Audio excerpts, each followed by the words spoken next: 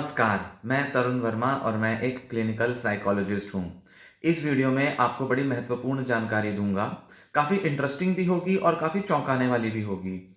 आपने शायद इस बारे में कभी सुना भी नहीं होगा और टाइटल देखकर आप समझ गए होंगे कि बड़ा अजीब-सा आपको ये आइडिया लगा होगा या ये शायद आपके भी दिमाग में कभी आया होगा कि क्या डिप्रेशन अपने आप भी ठीक हो जाता है? क्या डिप्रेशन बिना इलाज के ठीक किया जा सकता है?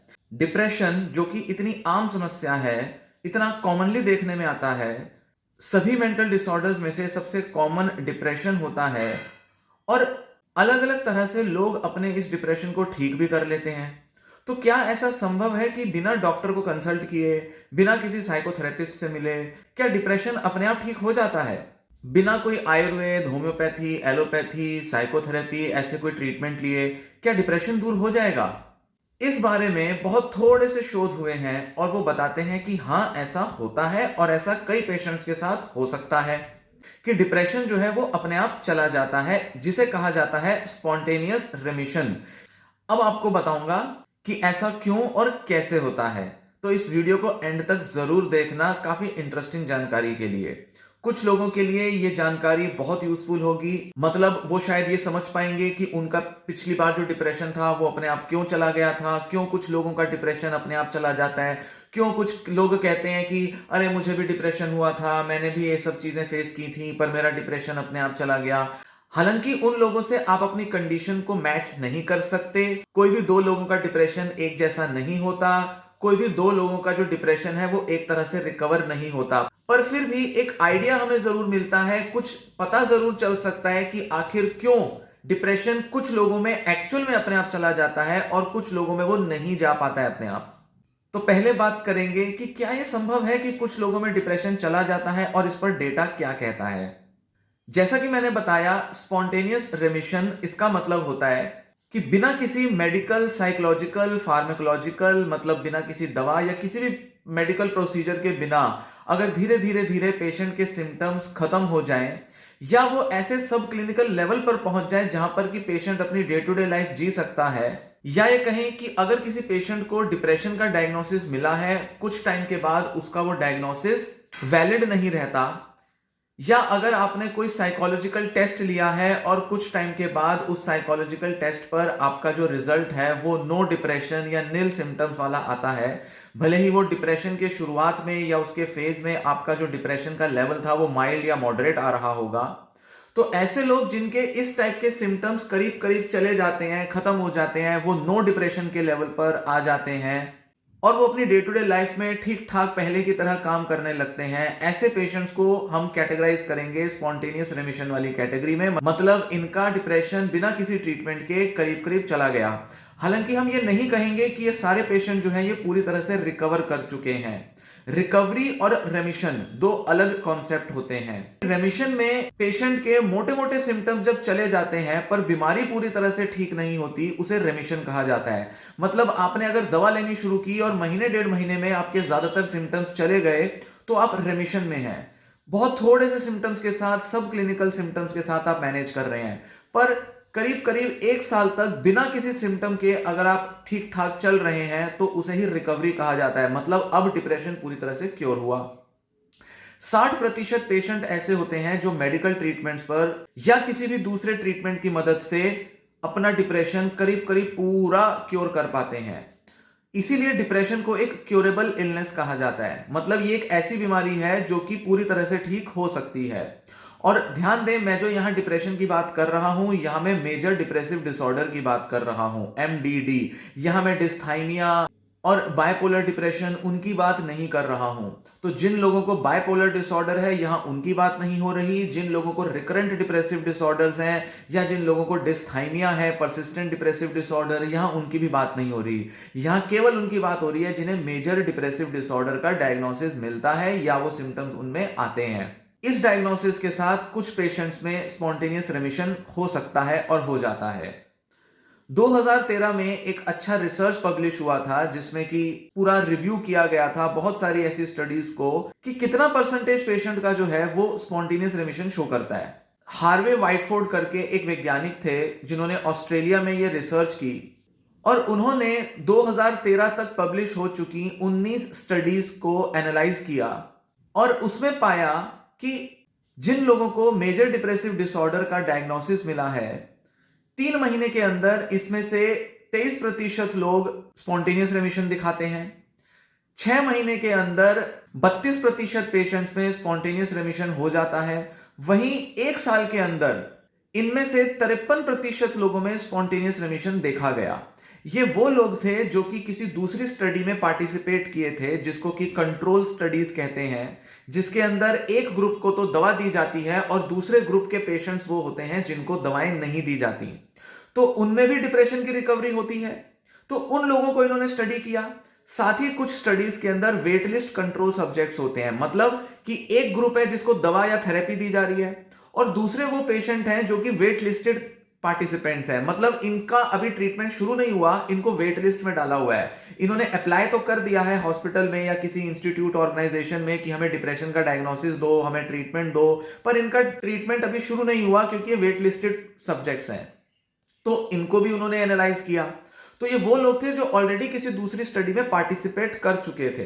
तो एक तो वो स्टडीज होती हैं जिसके अंदर बताया जाता है कि इलाज का क्या असर आया, कितना असर आया उन लोगों के मुकाबले जिनको इलाज नहीं मिला। तो इलाज की एफिकेसी को पता चलता है कि कितनी है। पर वही वो जो लोग हैं जिन पर इलाज नहीं दिया गया, उनको इन्होंने स्टडी किया। तो उन लोगों को इन्होंने पार्टिसिपेंट के तौर पे इंक्लूड किया और देखा कि ये जो 19 स्टडीज इन्होंने आइडेंटिफाई की थी, उन सभी स्टडीज के अंदर स्पॉन्टेनियस रेमिशन के परसेंटेज को मेंशन किया गया था। नहीं तो कई स्टडीज तो मेंशन ही नहीं करती।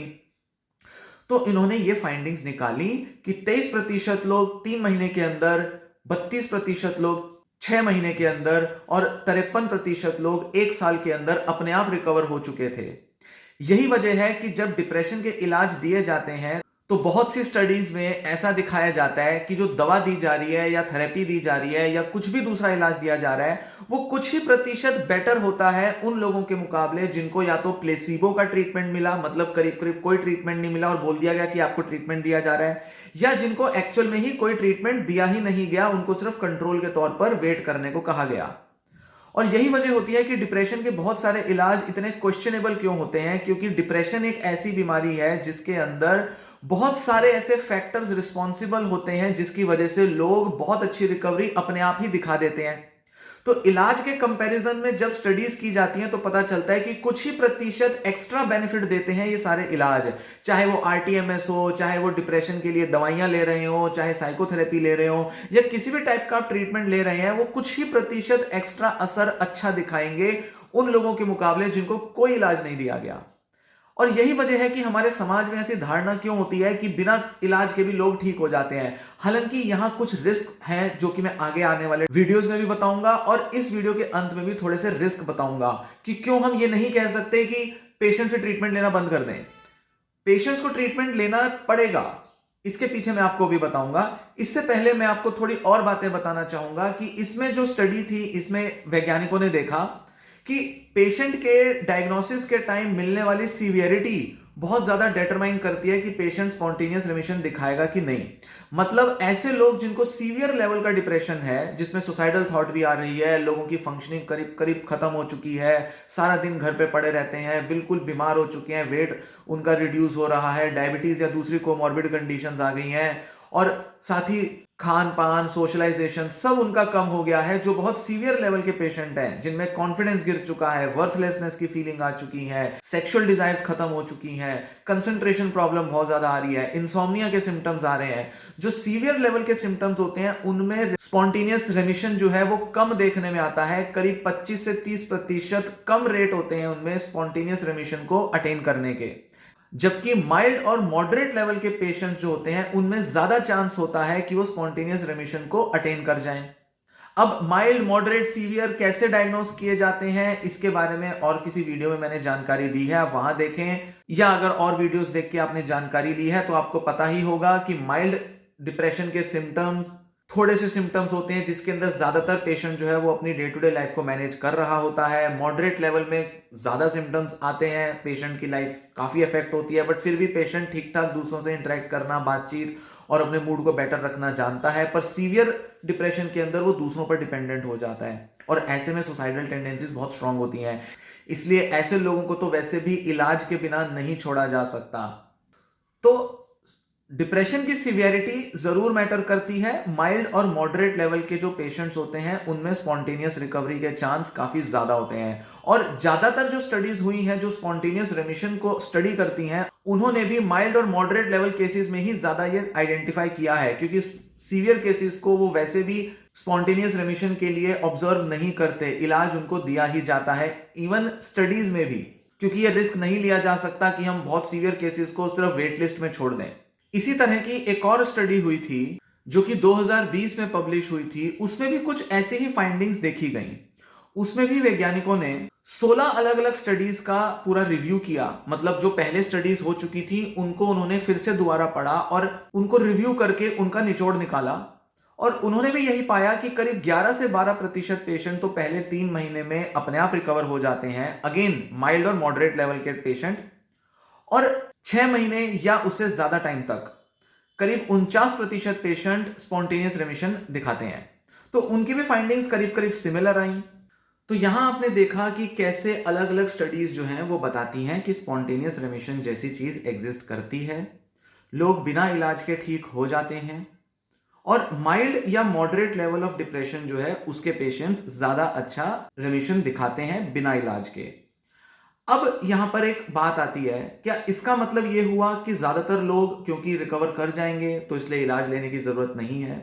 इलाज क्या लेना, क्यों इतना पैसा खर्च करना, क्यों इतना परेशान होना, क्यों थेरेपी ट्रीटमेंट और ये दवाइयाँ ये सब लेना, इनके साइड इफेक्ट्स इनके विड्रॉल सिम्टम्स फेस करते रहना? तो क्या इलाज छोड़ दिए जाएं? क्या ये बेकार के इलाज हैं? जब अपने आप ही ठीक हो जाएंगे तो खुद ही देख लेते हैं ठीक होते हैं कि नहीं होते हैं, जब हो जाएंगे तो बढ़िया, नहीं होंगे तो करा लेंगे ट्रीटमेंट।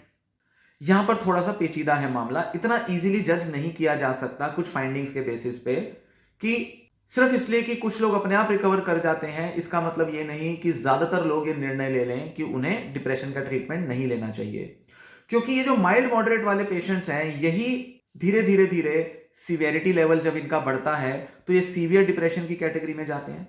जिन लोगों का मॉडरेट लेवल का डिप्रेशन है उनके पास तो और भी चांसेस ज्यादा हैं कि वो सीवियर लेवल पर प्रोग्रेस कर जाएंगे, और माइल्ड लेवल के लोगों में शायद चांसेस कम हैं क्योंकि पहले उनको मॉडरेट लेवल पर जाना पड़ेगा फिर सीवियर लेवल पर जाना पड़ेगा, मतलब उनकी जो जर्नी है वो लंबी है कि वो सीवियर लेवल तक पहुंच पाए। तो माइल्ड केसेस के लिए तो चांसेस अच्छे हैं कि वो अपने ट्रीटमेंट को नेचुरल या कुछ दूसरे तरीके से ठीक कर पाए, पर मॉडरेट डिप्रेशन वाले जो पेशेंट्स होते हैं उनके पास रिस्क बहुत ज्यादा होता है, क्योंकि वो कभी भी किसी भी वजह से उनके सिम्टम्स बढ़ सकते हैं और वो सीवियर लेवल पर जा सकते हैं जिसमें उनकी सुसाइडल थॉट्स बढ़ जाती हैं। सुसाइडेलिटी का ज्यादा होना एक मेजर रीजन है कि क्यों डिप्रेशन का ट्रीटमेंट करना बेहद जरूरी होता है, और जैसा कि मैंने आपको बताया कि 60-70% पेशेंट किसी भी तरह के इलाज से रिकवरी शो कर ही देते हैं, मतलब अगर इलाज दिया जाएगा तो चांसेस बहुत हाई हैं कि 60-70% पेशेंट्स पूरी तरह से रिकवर हो जाएंगे अपने फर्स्ट एपिसोड से। हाँ, यहां एक मामला जरूर देखने में आता है कि सेकंड थर्ड फोर्थ एपिसोड अगर हो रहे हो, मतलब काफी सालों में दूसरा एपिसोड हो गया तीसरा हो गया, तब उस केस में बिना इलाज के रिकवर कर पाना करीब मुश्किल होता है। तो ऐसे क्या फैक्टर्स होते हैं जिसकी वजह से लोगों को अपने हाल पे खुद को नहीं छोड़ देना चाहिए और इलाज जरूर लेना चाहिए? पहला रीजन होता है कितने एपिसोड्स आपके रहे हैं आपके करंट एपिसोड से पहले। अगर ये आपका पहला एपिसोड है मेजर डिप्रेसिव डिसऑर्डर का तो हम इन फाइंडिंग्स पर रिलाय कर सकते हैं कि माइल्ड डिप्रेशन के पेशेंट अपने आप रिकवर कर जाएंगे, और मॉडरेट लेवल वाले पेशेंट्स को इलाज ले लेना चाहिए। इसलिए पहले डिप्रेसिव एपिसोड में तो कोशिश की जा सकती है, खासकर अगर वो माइल्ड या मॉडरेट लेवल का हो तो उसको डॉक्टर के पास जाने की बजाय सोशल सपोर्ट की मदद से, योगा मेडिटेशन की मदद से या साइकोथेरेपी काउंसलिंग की मदद से ठीक किया जाए। पर अगर एक से ज्यादा एपिसोड हो चुके हैं तो डॉक्टर के पास जाना बेहद जरूरी है, क्योंकि जितने ज्यादा एपिसोड होंगे मतलब पेशेंट के अंदर कोपिंग स्किल्स की प्रॉब्लम है, कहीं ना कहीं पेशेंट अपनी डे टू डे लाइफ से डील नहीं कर पा रहा है, बिना इलाज के वो पेशेंट ठीक नहीं हो पाएगा। यहां मैं बात सिर्फ माइल्ड मॉडरेट के केसेस की कर रहा हूं, क्योंकि सीवियर वाले जो केसेस हैं जिनको सीवियर डिप्रेशन है उनको तो इन एनी केस दवाइयां और साइकोथेरेपी चाहिए ही चाहिए। वो बिना दवाई और साइकोथेरेपी के एक साथ ठीक नहीं हो सकते, इनफैक्ट उनको लाइफस्टाइल मॉडिफिकेशंस भी बहुत सारी करनी पड़ेंगी, कोमॉर्बिड कंडीशंस होंगी उनको भी मैनेज करना पड़ेगा। तो यहां बात सिर्फ माइल्ड और मॉडरेट के केसेस की ही मैं कर रहा हूं। दूसरा एक फैक्टर होता है कि किस तरह के लोगों में स्पॉन्टेनियस रेमिशन ज्यादा देखने में आता है? वो ऐसे लोग होते हैं जिनके अंदर कोमॉर्बिड मेडिकल या साइकोलॉजिकल कंडीशंस नहीं होती।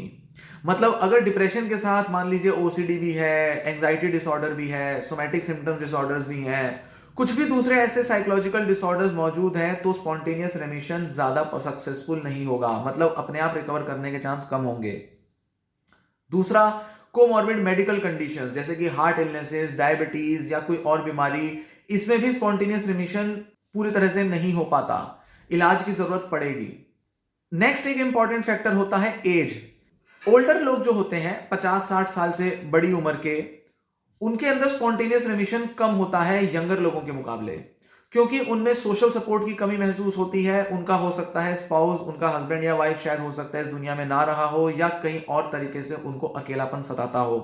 तो ऐसे में ओल्डर लोग जो होते हैं उनके अंदर वैसे भी अपनी हेल्थ कंडीशंस और दूसरी कंडीशंस प्रॉब्लम डालती हैं, वो अपने आप रिकवर करने के चांस उनके कम होते हैं।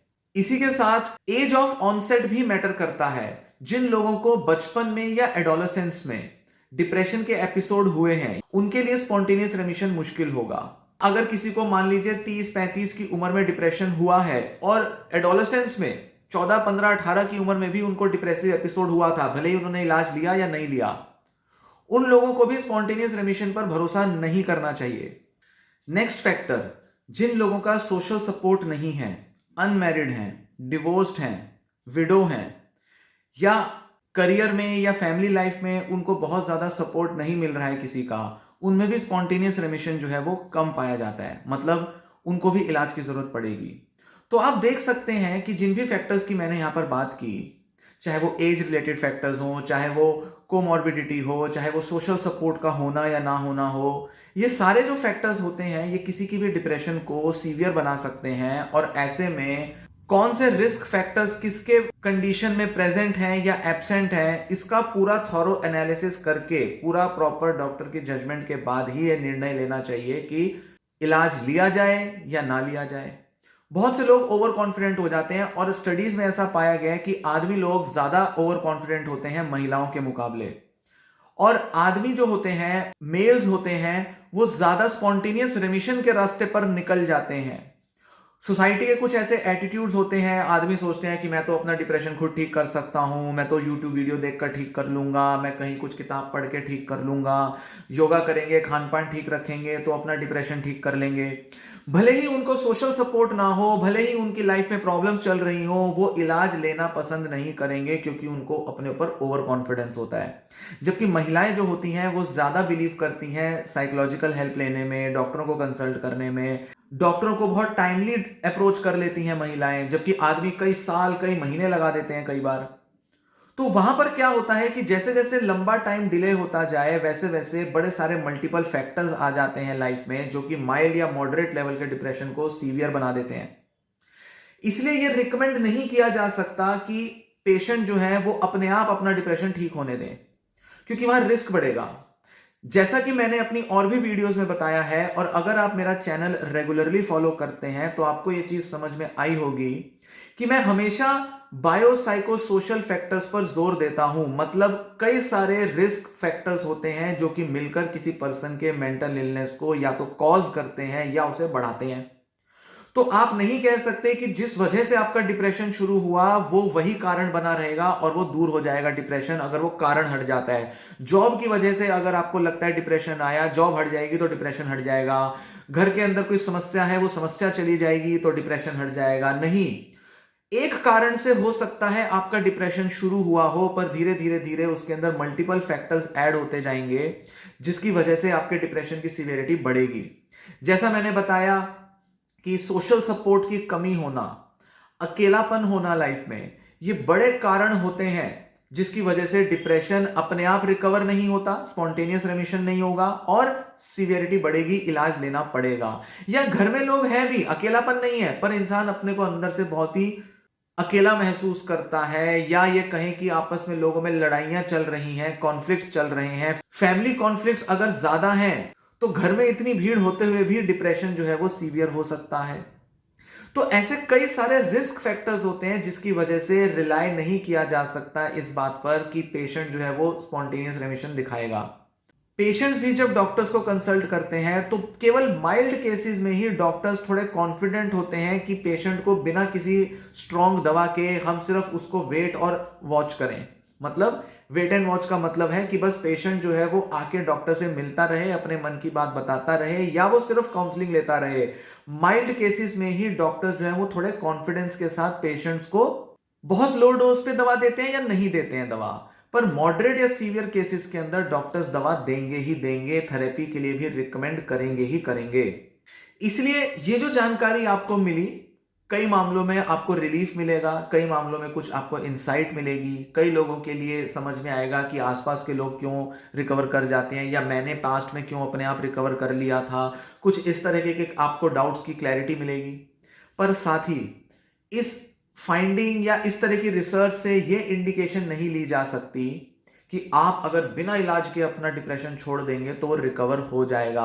और ओवर कॉन्फिडेंस में आके कि मैं तो इससे ठीक कर लूंगा या ऐसे ठीक कर लूंगी, इस ओवर कॉन्फिडेंस के चलते आपकी सिवियरिटी बढ़ सकती है। इसलिए इलाज लेना जरूरी होता है। और जैसा कि मैंने बताया, इलाज से भी पहले जरूरी होता है कि अपने डिप्रेशन की सिवियरिटी जांच लें। माइल्ड है, मॉडरेट है या सीवियर है। मैक्सिमम पेशेंट जो कि साइकेट्रिक ट्रीटमेंट ले रहे होते हैं, दवा ले रहे होते हैं, उनको पता ही नहीं होता कि उनका डिप्रेशन का सीवियरिटी लेवल कितना है। क्योंकि डॉक्टर भी जब आपको बताता है कि आपको डिप्रेसिव डिसऑर्डर है, एमडीडी मेजर डिप्रेसिव डिसऑर्डर है, वो आपको सीवियरिटी नहीं बताता। सीवियरिटी कुछ डॉक्टर्स तो डायग्नोस करके भी बता सकते हैं, पर ज्यादातर मामलों में सीवियरिटी साइकोलॉजिकल टेस्ट की मदद से ही बताई जाती है। कुछ साइकोलॉजिकल टेस्ट होते हैं जो कि डिप्रेशन का डायग्नोसिस करने में हेल्प कर सकते हैं और वो सीवियरिटी लेवल बता सकते हैं। इसलिए बिना अपने सीवियरिटी लेवल को जाने कोई भी निर्णय लेना बेकार है। और सिर्फ ये समझकर कि हाँ इतने सारे पेशेंट रिकवर करते हैं तो मैं भी कर जाऊंगा, और जैसा कि बताया मेल्स में ज्यादा ओवर कॉन्फिडेंस होता है तो अपने आप रिकवर हो जाएगा, इसमें भी कुछ कह नहीं सकते। क्योंकि आपके लाइफ में रिस्क फैक्टर्स क्या हैं वो डिटरमाइन करेंगे कि आप अपने आप ठीक होते हैं या नहीं होते। और डॉक्टर भी पेशेंट को देखकर नहीं बता सकता कि किस पेशेंट का रिकवरी अपने आप हो जाएगी और किस पेशेंट को दवा, थेरेपी, आरटीएमएस, ये वो सब देना पड़ेगा। इसलिए पेशेंट्स को इलाज भी दिया जाता है। इलाज के साथ साथ पेशेंट की लाइफ में और बड़े सारे फैक्टर्स होते हैं जिनके इफेक्ट में, जिनकी वजह से पेशेंट में रिकवरी अच्छी हो जाती है। और जैसा कि मैंने अपनी दूसरी वीडियोस में बताया है कि बड़े सारे ये जो डिप्रेशन या दूसरे जो भी मानसिक बीमारियां होती हैं ये मल्टीफैक्टोरियल होती है।